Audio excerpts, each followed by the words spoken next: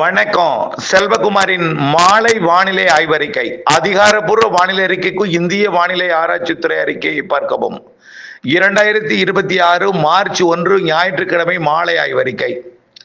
வானிலை அமைப்பு. நேற்று போல் உயரழுத்தம் தொடர்ந்து தமிழ்நாட்டின் கரை அருகே நீடித்துக் கொண்டிருக்கிறது.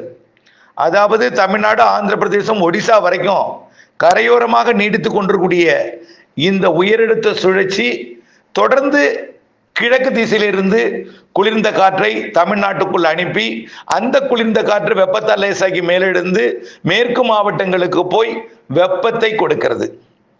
இருந்தாலும் நாளை இன்று போல் மூடுபனி இருக்கும். ஆனால் இன்றைய விட குறைந்த மூடுபனி இருக்கும். இன்றைக்கு காலை டெல்டா மாவட்டங்கள் முதல் திருவள்ளூர் வரைக்கும் நல்ல அடர் மூடுபனி, டெல்டாவின் கடலோரம் உட்பட. காரணம், இந்த உயரழுத்தமும் அதற்கு வெளிப்புற சுற்றில் வரக்கூடிய குளிர்காற்றும், குடைபோல் இறக்கும் குளிர்காற்றும், வெளிக்காற்றும் அதாவது குளிர்காற்றும், இரண்டு குளிர்காற்றுகள் இணைந்து பனிப்பொழிவை ஏற்படுத்தியது, மூடு பனிப்பொழிவை ஏற்படுத்தியது. நாளைக்கும் மூடுபனி இருக்கும். ஆனால் இன்றைய விட சற்று குறைவாக இருக்கும், கொஞ்சம் விலகி இருக்கும். இந்த நேரத்தில் இப்ப பதிவு செய்து கொண்டிருக்கிற நேரத்தில் தமிழ்நாட்டுக்கு ஒட்டி தான் இருக்கு, கிழக்கு காற்றை ஏற்று வண்ணம் தான் இருக்கு. நள்ளிரவுக்கு பிறகு கொஞ்சம் விலகும் என்று எதிர்பார்க்கப்படுகிறது. இருந்தாலும் கொஞ்சம் ரொம்ப விலகிறது. மூடு பனி இருக்கும். கொஞ்சம் நேற்றை விட, அதாவது இன்று அதிகாலை இருந்ததை விட நாளை கொஞ்சம் குறைவாக இருக்கும். ஆனால் மூடு பனி உறுதி நாளைக்கும். இந்த மூடு பனி நாளை காலை வரைக்கும் கூட இருக்கும். ஆனால் இன்றைய விட குறைவாக இருக்கும். அதை மேல மீண்டும் மீண்டும் சொல்றேன்.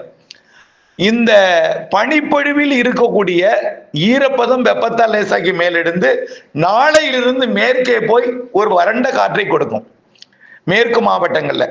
இன்றைக்கெல்லாம் அதாவது இரவு நேரத்துல இப்ப டெல்டாவுல நுழையிற காற்று, இரவு நுழையிற காற்று அதிகாலை தான் அங்க போகும்.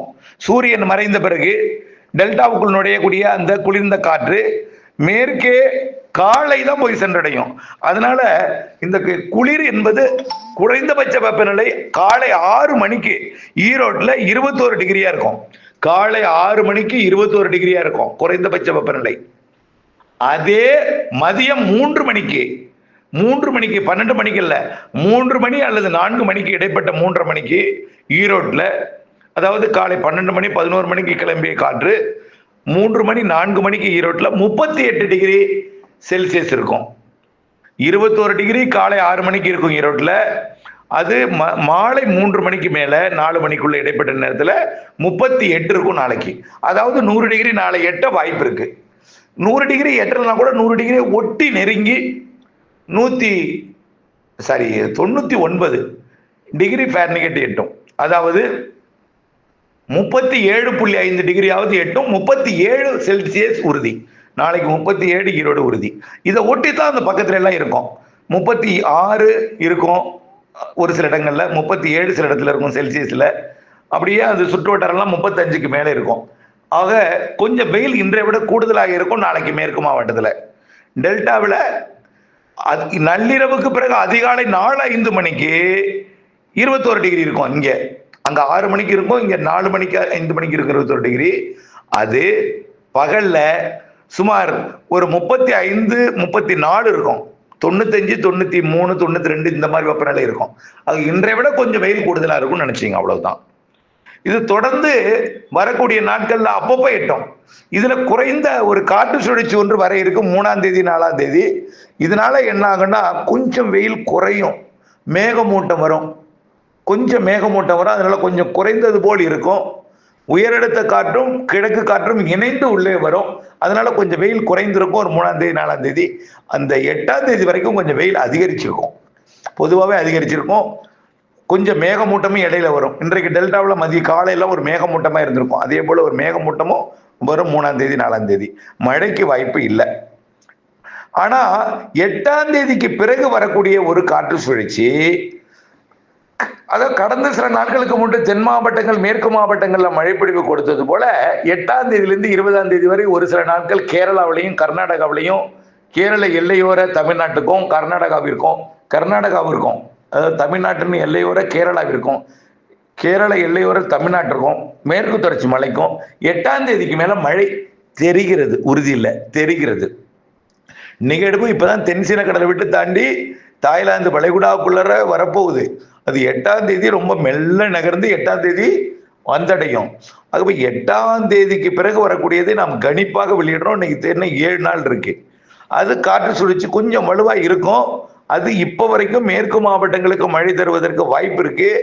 மேற்கு தொடர்ச்சி மலைப்பகுதிகளுக்கு ஆங்காங்கே தான் வாய்ப்பு இருக்கு. இதை கணக்கில் மனதில் வச்சிங்க, அவ்வளவுதான். டெல்டா மாவட்டங்களுக்கு ஒரு மிரட்டலை கொடுக்கும், அப்படிதான் இப்ப தெரியுது. 2வது நிகழ்வு பின்னோக்கி விலகி மீண்டும் திரும்பி போய் அடுத்த நிகழ்வோட இணைந்து 13ஆம் தேதியிலிருந்து 20ஆம் தேதிக்குள்ள ஒரு தீவிர நிகழ்வை வரலாம். புரியுதுங்களா? நான் எதையும் இப்ப சொல்லி உங்களுக்கு என்னால் நஷ்டம் ஏற்பட்டது, என்னால் இந்த வேலையை நான் மாற்றி செய்தேன், என்னால் அதை பண்ண இதை பண்ணு வரக்கூடாது. அதுக்கு தான் வானிலை மாறுதலுக்கு உட்பட்டது தான். நான் 2 நிகழ்வு சொல்லிட்டு இருக்கேன். அந்த நிகழ்வு என் மனதில் எப்படி இருக்குங்கிறது தெரியுது. இருந்தாலும் அதை உங்களுக்கு முழுமையாக அறிவிப்பதற்கு நான் கொஞ்சம் அச்சப்படுறேன். உண்மையிலே அதான். ஏன்னா நான் ஒன்று சொல்ல, நீங்க ஒரு நடவடிக்கை எடுக்கிறீங்க. எல்லாமே வாய்ப்பா எடுத்துங்க. இயற்கை என் கையில் இல்லை, நான் அழைச்சிட்டு வரல, இயற்கை வருகிறது. அந்த இயற்கையை எங்கே மழைப்பொழிவை கொடுக்கும் என்பது அது நாட்கள் நெருங்கட்டும், அப்போது சொல்லுவோம். ஆனால் நாம நிகழ்வு 2 இருக்கு. 3ஆம் தேதியே ஒரு காற்று சுழற்சி இருக்கு. 3ல இருந்து 7ஆம் தேதிக்குள்ளே ஒரு காற்று சுழற்சி இருக்கு. 8ஆம் தேதியிலிருந்து 15ஆம் தேதிக்குள்ள ஒரு தாழ்வு பகுதி வருது. 15லிருந்து 20க்குள்ள ஒரு தாழ்வு பகுதி வருது. அது இலங்கை வருமா, அல்ல தமிழ்நாட்டுக்கிட்ட பக்கத்திலே வந்து கடந்த முறை மாரி டெல்டாவுக்கு மழை கொடுக்காம மேற்கு கொடுக்குமா? இப்போ வந்து மேற்கு கொடுக்குற போலதான் தெரியுது. டெல்டாவுக்கு கொடுக்குமா, அல்லது டெல்டாவுக்கும் கொடுக்குமா, அல்லது தென்கடலோரமும் சேர்த்து வடகடலோரமும் கொடுக்குமா, அல்லது வராமலே தொலைவில் நிற்குமா? இதெல்லாம் நம்ம ஆய்வுல இருக்கு. ஆனா நிகழ்வு வருது. அதுக்கு அடுத்த நிகழ்வு கொஞ்சம் கூடுதல் வாய்ப்பு, உறுதியாக வருவதற்கு வாய்ப்பு தெரிகிறது. கொஞ்சம் கூடுதல் வாய்ப்புன்னு தான் சொல்லலாம், உறுதியிட்டு நான் சொல்லலை. ஆகவே 15லிருந்து 20 தேதி வரைக்கும் மார்ச்ல வரக்கூடியது கொஞ்சம் வலுவாக தெரிகிறது. அது எங்கே மழை பொழிவெல்லாம் கொடுக்கும் என்பதை பொறுத்திருந்து பார்ப்போம். ஓகேயா? அது இவையெல்லாம் நினைவில் வைத்துக் கொள்ளுங்கள், பக்கத்தில் வச்சுங்க, அவ்வளவுதான். உங்களுடைய பணியை உங்கள் விருப்பத்துக்கு மேற்கொள்ளுங்கள். இவையெல்லாம் மனதில் வைத்துக்கொண்டு அப்டேட்ஸோட இணைந்திருங்கள். நான் உங்களை அச்சுறுத்தல் செய்யல, உங்களுடைய பணியை தொடர்ந்து பண்ணலாம். இந்த நிகழ்வெல்லாம் இருக்கிறது, இந்த நிகழ்வெல்லாம் எப்படி வருது என்பதை பார்க்க வேண்டும். அப்படிதான் சொல்லியிருக்கோம். புரியுதுங்களா?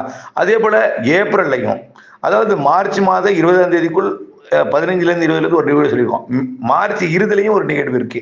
அது காற்று சுழற்சியாக தான் தெரியுது. ஏப்ரல் மேல வெயில் கூடியிருக்கும். ஆனால் ஏப்ரல் மார்ச் இறுதியில வெயில் கொஞ்சம் நார்மலா தான் இருக்கும், அதிகமா இருக்காது. ஏன்னா காற்று சுழற்சி கிழக்கு காற்றை கொண்டு வரும் போல் தெரிகிறது. ஆனால் அது நார்மலா தான் இருக்கும். ஆனால் சூரியன் குத்துக்கிறது நிலநடுக்கோட்டில இருந்து குமரி கடலை நோக்கி நகர்ந்து வந்துட்டு இருக்கும், குமரி முனையை நோக்கி. ஏப்ரல் மேல தமிழ்நாட்டின் ஊடாக சூரியன் குத்துக்கதிர் பயணிக்கும் பொழுது வெப்பம் அதிகரிக்கும். அப்படியே அதிகரித்தாலும் 104க்கு மேல போகாது. அதுவும் ஈரோடு போன்ற பகுதிகளுக்கு தான் நம்ம அதிகமாக சொல்றோம். கடலோரத்துக்கு அளவாக தான் இருக்கும், சராசரியாக தான் இருக்கும். குளிர்சாதன அறையிலேயே இருப்பவர்களுக்கு எல்லா வெயிலும் அதிகமாக தான் தெரியும். பல ஆண்டுகள் சராசரியை சேர்த்து கணக்கிட்டு ஒப்பிட்டு பார்த்தால் குறைவாக இருக்கும். அப்படிதான் பார்க்கணும். புள்ளி விவரத்தை பார்த்தால் குறைவாக இருக்கும். பழைய புள்ளி விவரத்தெல்லாம் ஒப்பிட்டு பார்க்கும்போது குறைவாக இருக்கும். உணரும் பொழுது அதிகமாக இருக்கும். அதையும் நான் சொல்லிடுறேன். வெயிலை பொறுத்த வரைக்கும் 104க்கு மேல போகாது. அது ஈரோடு, சேலம், அதே போல வேலூர் போன்றதெல்லாம் ஏப்ரல் மேல இருக்கும். வேலூர்லாம் இப்படி கொஞ்சம் இருக்கும். அடுத்தது பார்த்தீங்கன்னா விடையிடையே நிகழ்வும் இருக்கு, கிழக்கு காற்றும் இருக்கு. அப்ப எல்லாம் தனிவா இருக்கும், மேகமூட்டம்லாம் இருக்கு. கோடை மாதிரி இருக்காது, கொஞ்சம் மேகமூட்டத்தெல்லாம் கொடுக்கும், மழையும் கொடுக்கும். நிகழ்வுகள் மாதத்திற்கு ஒன்று தெரிகிறது. அதுக்காக இந்த பருத்தி போன்றவையெல்லாம் உங்க விருப்பத்துக்கு, எள்ளு போன்ற உங்க விருப்பத்துக்கு விதைச்சிருங்க. அது பார்த்துக்கலாம். அப்போ வரும்பொழுது நிகழ்வு எப்படி இருக்குங்கிறத நம்ம பார்த்துக்கிட்டு அதுக்கு தகுந்தபடி நம்ம பார்த்துக்கலாம். ஆகவே எதையும் நம்ம சொல்றோம்னு சொல்லி எந்தவித மாற்று ஏற்பாடு செய்ய வேண்டாம். வானிலை அறிக்கையோட இணைந்துருங்க. வானிலை இருந்து விவசாயம் பண்ணுங்க. மேயில் ஒரு நிகழ்வு, ஏப்ரலில் ஒரு நிகழ்வு இருக்கு. நிகழ்வுக்கு 3 நாள் மழை தரும். வெயிலும் இருக்கு. முன்கூட்டியே தொடங்கும் தென்மேற்கு பருவமழை மே இறுதி வாரத்தில் தொடங்கும். அரபிக்கடல் வெப்பம் உயர்ந்து கொண்டிருக்கு. நிலநடுக்கோட்டை இந்திய பெருங்கடல்ல ஐஓடிஸ் நடுநிலையை அடைய போகிறது. நடுநிலை அங்க பாத்தீங்கன்னா பசிபிக் பெருங்கடல்ல எல்னினோலாம் இப்ப கிடையாது, லானினோ இருக்கு. இப்போ அது நடுநிலையாக இருக்கலாம், நியூட்ரலாக இருக்கலாம். தவிர இப்போ ஒன்றும் எல்னினோ வருவதற்கு வாய்ப்பில்லை. நிகழ்வு சாதகம் இருக்கு. வரக்கூடிய 2026 தென்மேற்கும் வடகிழக்கும் நல்லாவே இருக்கு. இவையெல்லாம் நீண்டகால வானிலை அறிக்கையில் மாறுதல் உட்பட்டது தான். அறிக்கையோடு இணைந்திருப்பது தான் என்னுடைய வேண்டுகோள். இணைந்திருங்கள் அப்டேட்ஸுடன். நன்றி.